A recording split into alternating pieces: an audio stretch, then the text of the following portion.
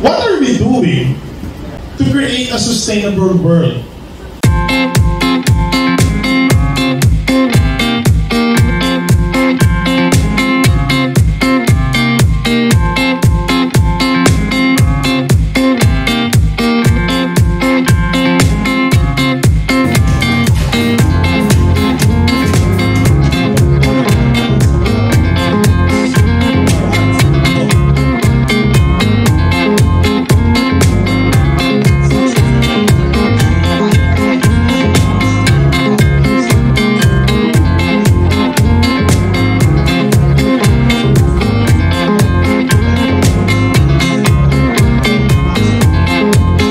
Magandang hapon po sa inyong lahat.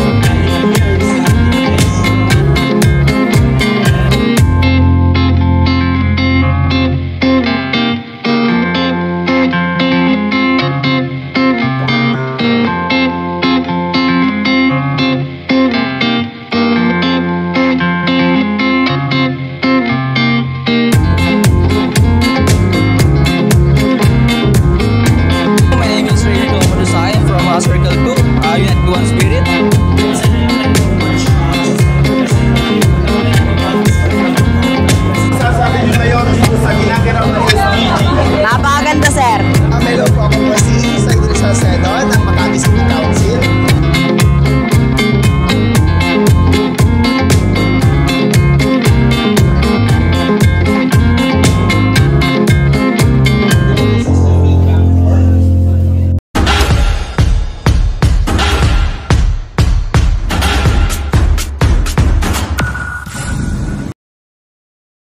Isang mapangahas na hakbang ang ginawa ng National Eagle Scouts Association of the Philippines nang magsagawa ito ng isang summit para sa mga scouts.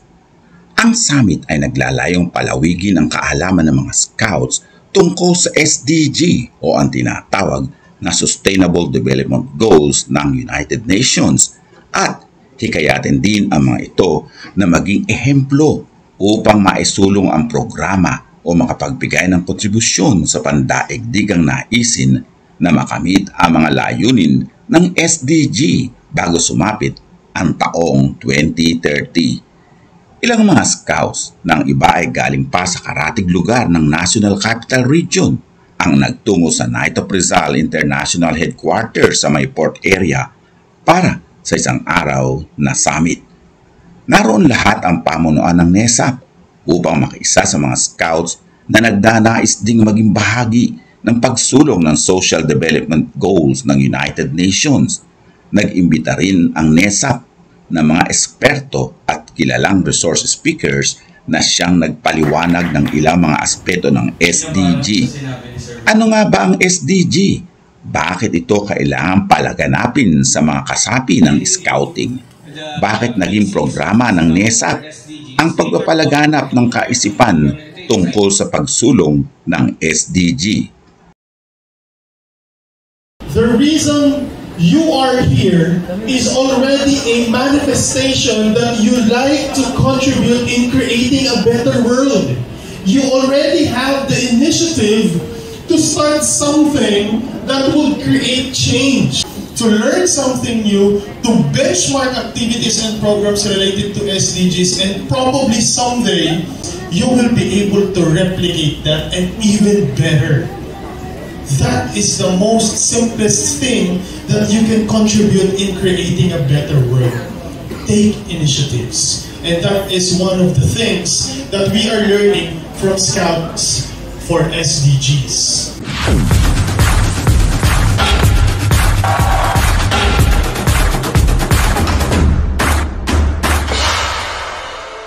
Already more than 15 million scouts around the world, And each scout is doing Scouts for SDGs. Imagine the impact.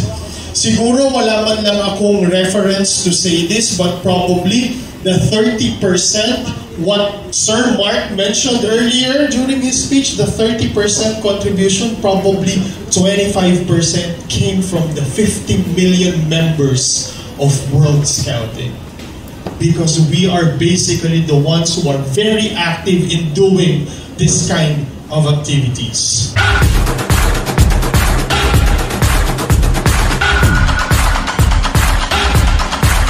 Scouts for SDGs is simply the integration of achieving the United Nations 17 Sustainable Development Goals to Scouting.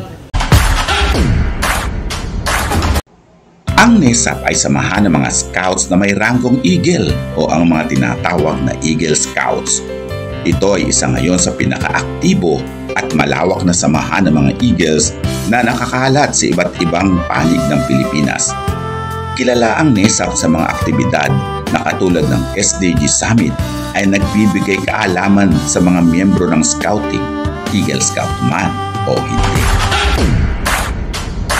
To encapsulate everything that we have learned from what is Scouts for SDGs, it's about the mobilization of the 50 million strong members of the different National Scout organization that leverages the Scout Youth Program and the movement's initiatives. Always remember that under the Better World framework, okay, including the flagship, the Messengers of Peace initiative, okay, the Scouts, basically we are raising awareness about the Sustainable Development Goals. So remember, no, Scouting enables us to be advocates of global peace and to become active citizens.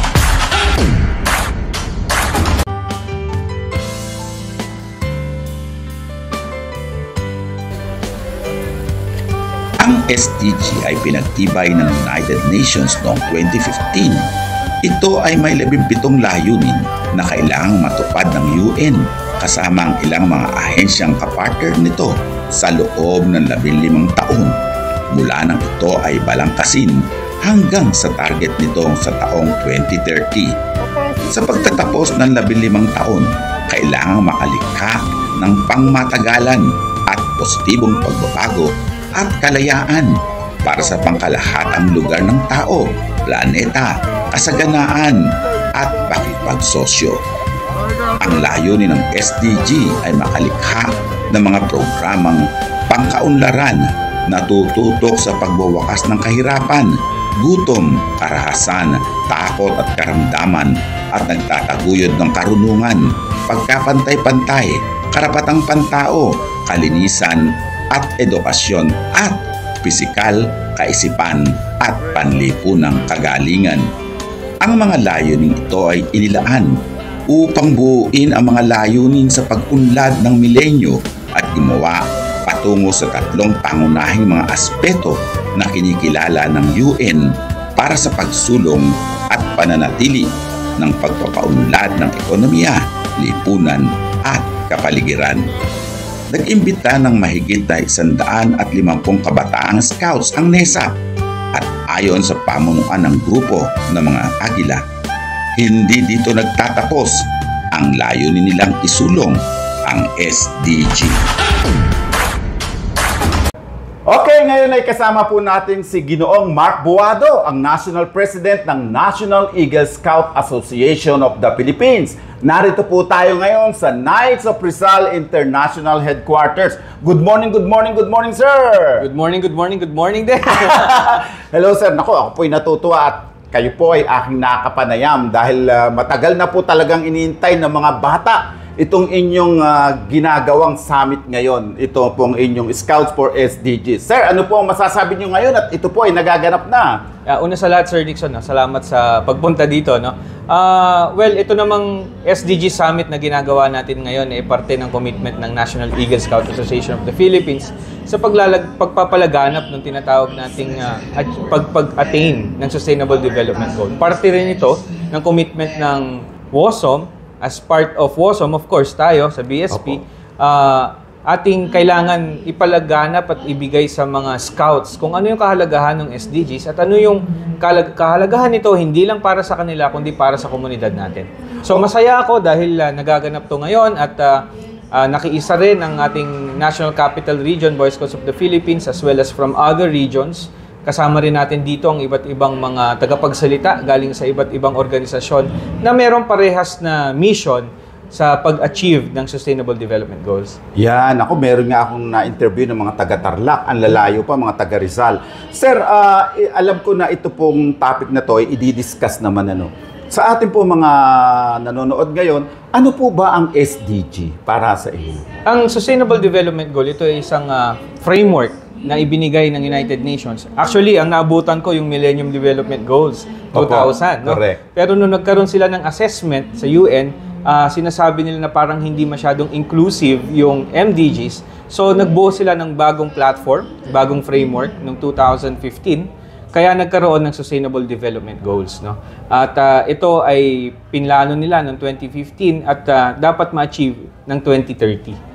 Ayun, sa 2030 po yan. So, talagang dito po, bakit po na-involve ang NESAP dito po sa SDG? Actually, nung nagsimula po akong National President ng National Eagle Scout Association of the Philippines, parte ng aking mandato ay palaganap talaga yung SDGs. No? Kaya maganda nga ang ating scouting movement ay merong tinatawag na Scouts for SDGs.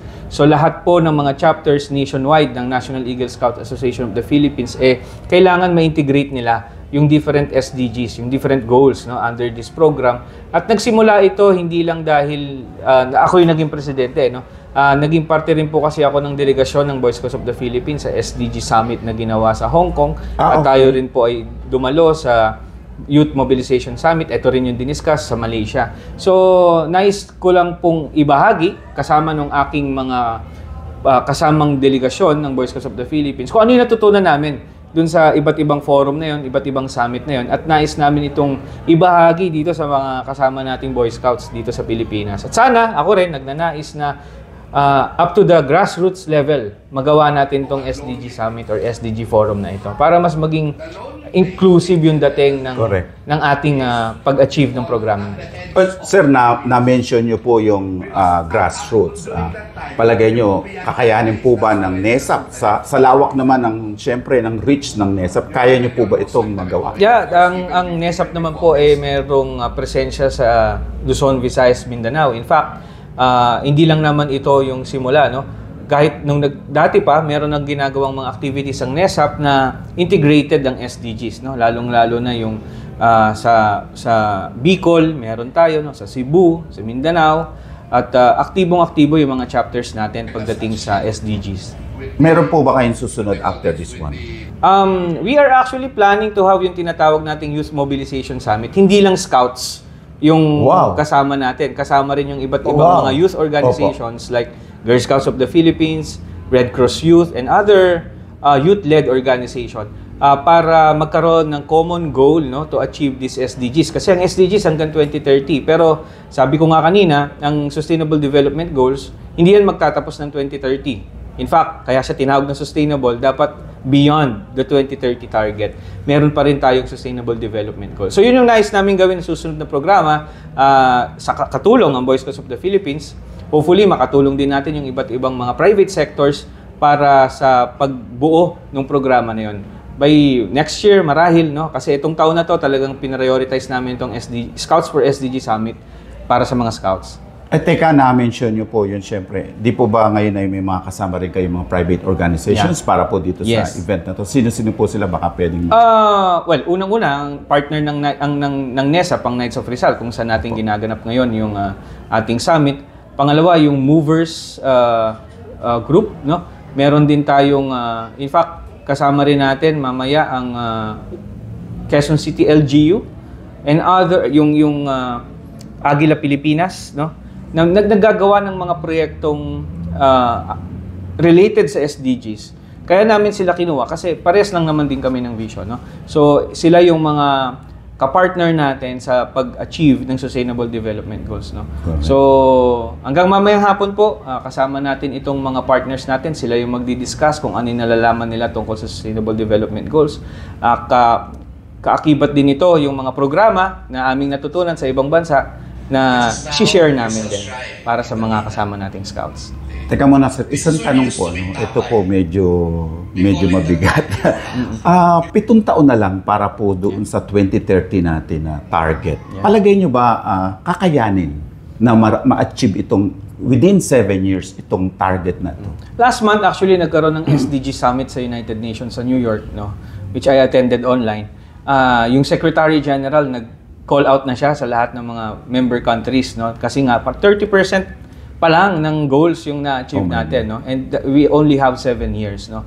Siyempre, nagkaroon ng recommitment sa iba't ibang bansa. Ganun din ang mga iba't ibang organization kasama ang WOSOM, which kasama tayo, no?